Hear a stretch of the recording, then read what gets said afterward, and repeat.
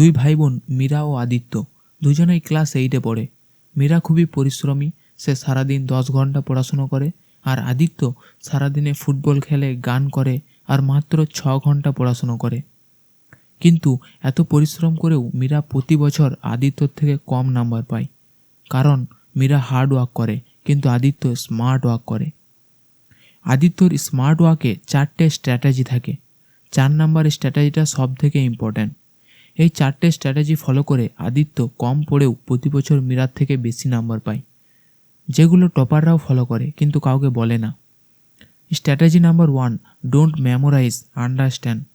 কোনো টপিককে মনে রাখার দুটো উপায় আছে, মুখস্থ করে মনে রাখা আর বুঝে মনে রাখা। বেশিরভাগ স্টুডেন্ট যেটা করে, কিন্তু কম পড়ে বেশি নাম্বার পাওয়ার জন্য যেটা করা দরকার। কিন্তু বুঝে মনে রাখা মুখস্থ করে মনে রাখার থেকে কেন ভালো? এর পেছনে দুটো কারণ আছে। প্রথমত, কোনো টপিককে মুখস্থ করতে যত সময় লাগে, বুঝতে তার থেকে কম সময় লাগে।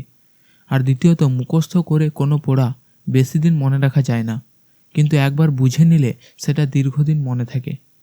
তাই পড়াকে মুখস্থ করে নয়, বুঝে মনে রাখো। আর বুঝতে না পারলে ইউটিউব দেখো। Strategy number 2, no important chapter.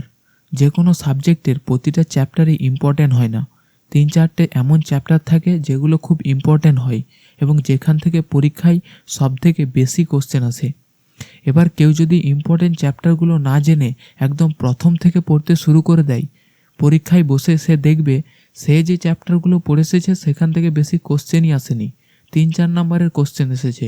অথচ যে চ্যাপ্টার থেকে বেশি কোশ্চেন এসেছে সেই চ্যাপ্টারটাই তার ভালো করে পড়া হয়নি। তাই ইম্পর্ট্যান্ট চ্যাপ্টারগুলো জানো আর সেগুলো প্রথমে ভালো করে পড়ে নাও, তারপর বাকি চ্যাপ্টারগুলো পড়া শুরু করো। Strategy number 3, practice previous year question paper. Previous year question paper practice করার নিয়ম হচ্ছে, একটা চ্যাপ্টারকে পড়ো এবং সেখান থেকে বিগত 5 বছরে আসা কোশ্চেনগুলো প্র্যাকটিস করো। Previous year question paper practice করার 4টে সুবিধা আছে, যেগুলো যে কোনো স্টুডেন্টকে পরীক্ষায় ভালো নাম্বার তুলতে সাহায্য করবে। Number 1, previous year question paper practice করার ফলে ইম্পর্ট্যান্ট চ্যাপ্টারগুলো কোনো স্যার বা ম্যামকে জিজ্ঞেস না করেই তুমি জানতে পারবে। নাম্বার 2, প্রতিটা চ্যাপ্টারের ইম্পর্ট্যান্ট কোশ্চেনগুলোও প্রিভিয়াস ইয়ার কোশ্চেন পেপার থেকে জানতে পারবে।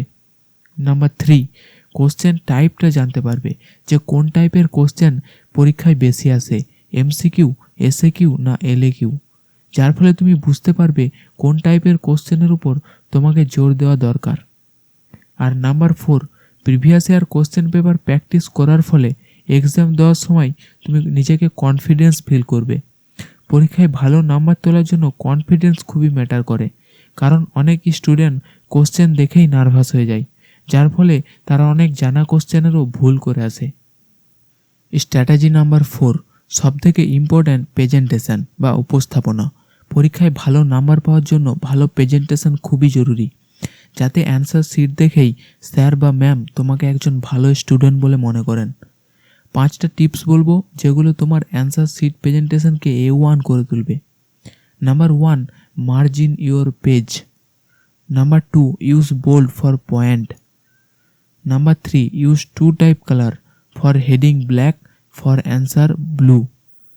Number 4, start writing the answer with a gap of 2 cm. Number 5, draw a single line if you make a mistake.